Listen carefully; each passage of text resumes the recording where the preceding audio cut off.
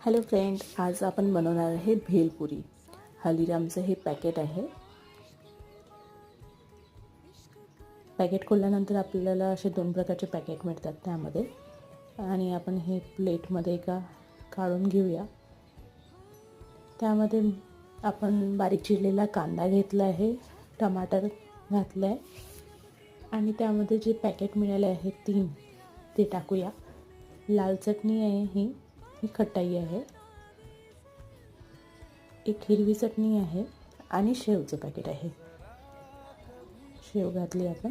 याला मिक्स करून छान एका प्लेटमध्ये काढून घेऊ, आणि यावर तुम्हाला लागत असेल तर तुम्ही पुन्हा ती लाल चटणी हिरवी चटणी घालू शकता।